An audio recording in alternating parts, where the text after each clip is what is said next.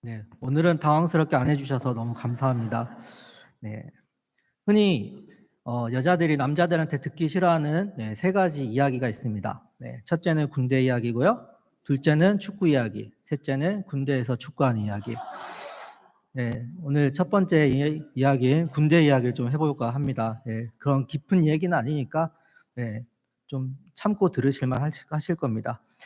서울에 있는 이 동서울 터미널은 군인들이 가장 많이 이용하는 그런 터미널 가운데 하나입니다. 그러다 보니 세상 물정 잘 모르는 군인들을 상대로 사기 행각을 벌이는 그런 나쁜 사람들이 많이 있습니다. 그 중에서 이제 버스가 출발할 때쯤 해서 3명 정도 되는 사람이 그 버스에 올라타요. 그리고 막 이제 물건을 파는데 시계 광고를 해요. 제가 이제 군대에 있을 때 복귀를 하는데 시계 광고를 해요. 그래서 시계를 막 들여다보면서 이 시계는 옥으로 되어 있는, 옥으로 만들어져 있는 이 시계로 팔, 다리, 류마티스, 관절염 그런 부분에 아주 좋습니다. 요즘 피곤하시나요? 한번 차보세요. 피로가 싹 풀립니다.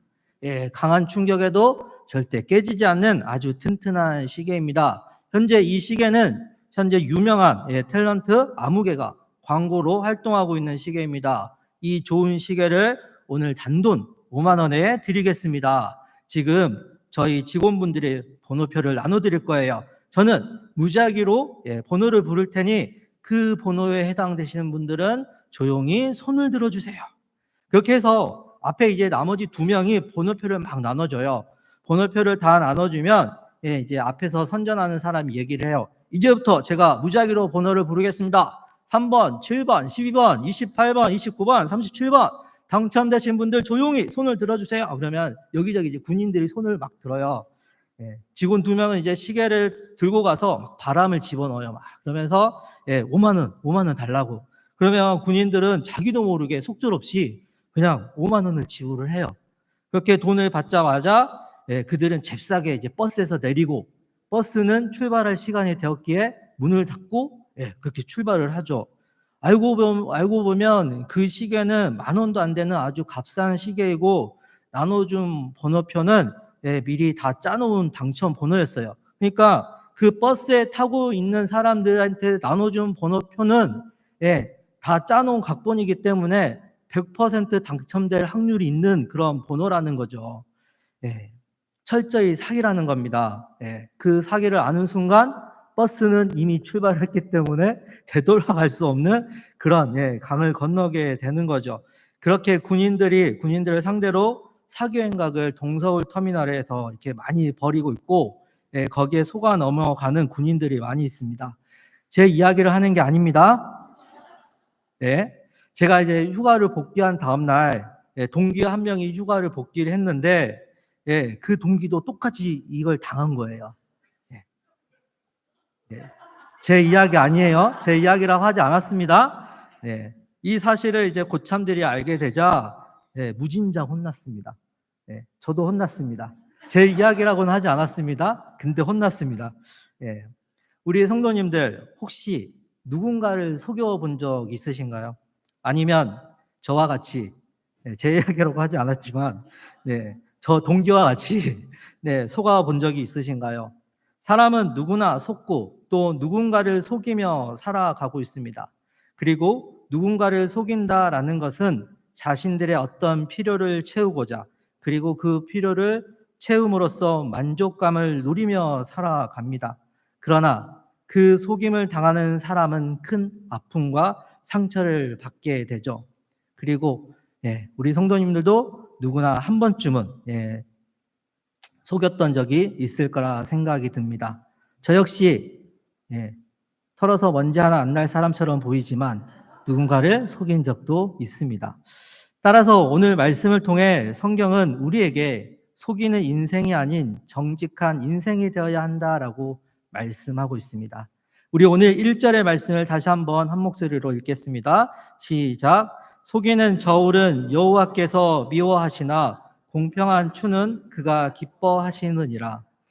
고대 근동 지방에서 주로 사용하였던 저울은 저울대 양 끝에 접시를 매단 접시 저울, 즉 천평칭이라는 저울이 대표적이었습니다. 사용 방법은 한쪽 편에는 일정 무게의 돌이나 새로 만든 저울추를 놓고 다른 한편에는 측정할 그 물건을 올려놓는 상태로 무게를 달아서 수평을 맞추어 물건의 무게를 측정하죠. 그러면 저울추의 무게는 어떠해야 될까요? 항상 일정해야 하겠죠. 그런데 접시 저울을 사용하였던 고대 시대에는 공정하지 못한 상거래가 많이 있었다라고 합니다. 어떤 상인들은 자신의 주머니 안에 서로 무게가 다른 두 개의 저울추를 가지고 다니면서 물건을 팔 때는 가벼운 추를 사용하고 물건을 살 때는 무거운 추를 사용하여서 부당한 이익을 취했다라고 합니다. 오늘 말씀에서 하나님은 이 같은 부정한 방법, 속이는 방법, 정직하지 못한 방법으로 사용하는 사람들을 미워하신다라고 말씀하고 있습니다. 오늘날이라고 해서 크게 다르진 않습니다. 얼마 전 저희와 아주 가까운 한 포구 있죠. 예, 소로 시작하는 포구 다 아실 겁니다. 평일 10일 동안 선착순으로 광어의 1kg을 무료로 나눠주는 이벤트를 했습니다. 이때 제공한 회는 3,300kg으로 판매 가격 약 1억 2천여만 원이었다라고 합니다. 예, 내일 가봤자 소용없습니다. 이벤트는 다 끝났으니까요. 예, 이벤트를 하게 된 이유는 그 포구에서 장사하는 상인들이 오랫동안 고대 근동의 상인들과 같이 사람들을 속여가며 장사를 하였다라는 겁니다. 1kg에 4만 원이라고 적혀놓은 광어 가격을 5만 원으로 안내하거나 무게를 달아보고는 정작 몇 킬로그램인지 보여주지 않거나 고대 상인들처럼 무게를 측정하는 저울을 조작하여 속여 판다거나 또는 높은 금액을 요구하는 바가지 요금이 많이 심했었죠. 각종 미디어를 통하여 이러한 행태가 보여지자 그동안 잠잠하였던 소비자로부터 많은 비난이 쏟아지자 상인회는 이미지 개선을 위해 이러한 이벤트를 했다라고 합니다. 사람은 자신의 이익을 위해 부정한 방법으로 이웃의 물건을 이같이 갈취하려고 하는 그런 욕심이 있습니다. 성경에도 이와 같은 이야기가 있어요. 욕심을 위해서 남의 물건을 갈취하려는. 열왕기상 21장을 보면 이스라엘의 아합 왕이 나봇이라는 사람의 포도원을 부당한 방법으로 취하게 되는 그런 이야기가 있습니다. 아합 왕은 나봇의 포도원을 보자 너무 마음에 들어서 그 포도원을 갖고 싶어 해요. 그래서 그 포도원을 자신에게 팔라고 얘기해요. 근데 나봇은 이 포도원은 우리 조상으로부터 물려온 포도원이기 때문에 팔 수 없다라고 합니다. 그러자 아합은 궁으로 돌아가서 자신의 방에 들어가 침대에 엎드려 누워서 어린아이들처럼 밥도 먹지 않아요. 그 모습을 본 그의 아내 이세벨이 어떤 이야기인지 자초지정을 들어요. 그리고 포도원을 자신이 가질 수 있게 해주겠다라고 아합 왕을 달래죠. 그리고는 나봇이 하나님과 왕을 저주하였다라는 그런 거짓 증인을 내세워 그를 돌로 쳐 죽이고 그 포도원을 아합에게 주게 됩니다. 이 모든 것을 보신 하나님께서 엘리야에게 말씀하세요. 그리고 엘리야는 아합에게 하나님의 말씀을 전합니다. 열왕기상 21장 19절입니다. 너는 그에게 말하여 이르기를 여호와의 말씀이 내가 죽이고 또 빼앗았느냐고 하셨다 하고 또 그에게 이르기를 여호와의 말씀이 개들이 나봇의 피를 핥은 곳에서 개들이 내 피 곧 내 몸에서 피도 핥으리라 하였다 하라. 이처럼 하나님께서는 오늘 잠언의 말씀에서와 같이 부정한 방법으로 이웃을 속이고 빼앗는 것을 미워하신다라고 말씀하십니다. 출애굽기 20장 15절에서 17절은 10계명의 8번째 계명에서 10번째 계명입니다. 여기서도 이렇게 말씀합니다. 도둑질하지 말라. 내 이웃에 대하여 거짓 증거하지 말라. 내 이웃의 집을 탐내지 말라. 내 이웃의 아내나 그의 남종이나 그의 여종이나 그의 소나 그의 낙이나 물은 내 이웃의 소유를 탐내지 말라. 우리 성도님들은 나의 욕심이 기준이 되어 누군가를 속이며 살고 있지는 않으신가요? 그러나 이 같은 일은 하나님께서 미워하시는 일이라는 것을 기억하시기 바랍니다. 대신 하나님은 우리에게 정직한 인생이 되라고 말씀하십니다. 그 모습을 하나님은 기뻐하신다라고 말씀하십니다. 그렇다면 이웃과의 관계에서 정직한 삶의 모습을 살아가기 위해서는 우리는 어떻게 해야 할까요? 물건의 무게를 재기 위한 저울을 사용하기 전에 반드시 해야 할 일이 있습니다. 그것은 바로 0점을 맞추는 겁니다. 아무것도 올려놓지 않은 그 상태에서 0점을 잡고 난 후에 물건을 올려서 무게를 재야 그 물건의 무게를 정확히 측정할 수 있습니다. 즉, 명확한 기준이 정해져 있어야 한다라는 겁니다. 바로 하나님의 형상을 닮아 살아가는 하나님의 백성은 이 세상을 살아갈 때 명확한 기준을 가지고 살아가야 한다라는 겁니다. 그것이 무엇이냐? 바로 하나님의 말씀입니다. 그 말씀이 우리의 기준이 되어 말씀에 순종하며 살아갈 때 하나님은 기뻐하신다라고 하십니다. 민수기 23장 19절입니다. 하나님은 사람이 아니시니 거짓말을 하지 않으시고 인생이 아니시니 후회가 없으시도다. 어찌 그 말씀하신 바를 행하지 않으시며 하신 말씀을 실행하지 않으시랴. 아멘. 바로 하나님의 속성이 거짓말을 하지 않으시는 분이기 때문입니다. 약속을 성취하시는 분이며 공의로우신 분이 바로 하나님이십니다. 그러니 하나님의 말씀이 우리의 기준이 되어 그 말씀에 순종하며 살아갈 때 우리는 하나님의 속성에 따라 정직한 인생이 되며 하나님이 기뻐하시는 삶을 살아간다라는 겁니다. 저에게는 비서가 셋이 있습니다. 비서, 알죠? 수행하는 비서. 카비서, 티비서, 넥비서. 무슨 말씀인지 이해가 안 되시는 것 같아요. 제가 이용하는 내비게이션입니다. 카카오에서 운영하는 내비게이션, 카비서, 티맵에서 운영하는 티비서, 그리고 제 차 이름이 넥소거든요. 제 차에 있는 내비게이션, 넥비서. 그런데 이 세 비서가 다 마음에 안 들어요. 다 마음에 안 들어요. 길을 보여줄 때 헷갈리게 보여줄 때도 있고 가끔은 이쪽 길이 빠른데 이쪽 길로 가래요. 엉뚱하게 알려줄 때가 있어요. 무슨 말 하고 싶냐? 아무리 기술력이 뛰어나다고 하지만 완전하지 않다라는 겁니다. 그런데 오늘 말씀에 나오는 공평한 추는 히브리어로 웨벤 셀레마라고 합니다. 문자적으로는 완전한 돌을 의미합니다. 바로 하나님의 말씀이 우리에게 완전한 돌, 공평한 추, 우리의 기준이 된다라는 겁니다.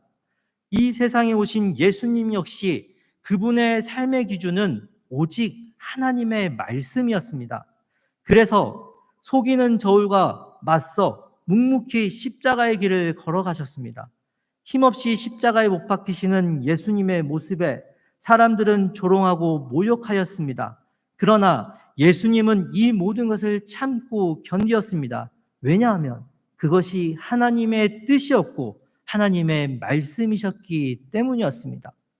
그래서 속이는 저울이 가득한 이 세상에서 예수님과 같이 우리들은 하나님의 말씀을 기준 삼아 살아가야 하며 그런 우리들을 향해 세상은 비웃는다 할지라도 모욕을 준다 할지라도 우리는 하나님의 말씀 앞에서 정직하게 행하는 인생이 되어야 한다라는 겁니다.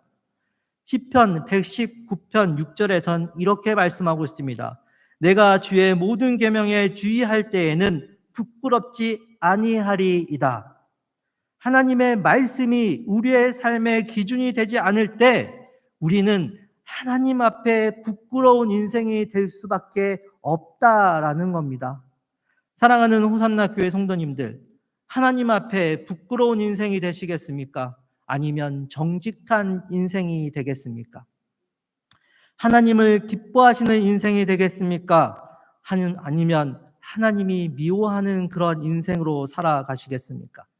이 세상은 유한하나 영원하신 하나님이 다스리는 그 나라는 무한합니다. 그 영원하시고 무한하시며 불변하시는 하나님을 기쁘게 하는 것은 오직 단 하나, 예수 그리스도께서 그렇게 하셨던 것처럼 그분의 말씀이 우리의 기준이 되어 그 말씀에 순종하며 살아가는 겁니다. 그러니 부활절을 지나 한 달이 되어가는 이 시점에서 우리 다시 한번 우리의 신앙을 점검합시다. 예수 그리스도께서 주신 이 귀한 생명, 과연 하나님 앞에 부끄러운 인생이었는지 아니면 정직한 인생이었는지, 하나님이 미워하는 인생을 살아가고 있는지 아니면 하나님이 기뻐하시는 인생으로 살아갔는지, 이 시점에서 우리 다시 한번 우리의 신앙을 점검합시다. 그리고 우리 다시 결단합시다. 오직 우리의 기준은 하나님의 말씀이 되어 그 말씀이 우리의 삶에 육화되어 말씀 앞에서 정직하게 예수 그리스도를 증거하는 그러한 인생이 되기를 결단합시다. 그렇게 오직 하나님의 말씀이 우리의 기준이 되어 하나님 앞에 정직한 인생, 바로 부활의 신앙으로 살아갈 수 있는 우리 모두가 되기를 주님의 이름으로 간절히 소망합니다. 기도하시겠습니다. 사랑이 많으신 하나님 아버지, 속이는 저울은 여호와께서 미워하시나 공평한 추는 기뻐하신다 말씀하셨습니다.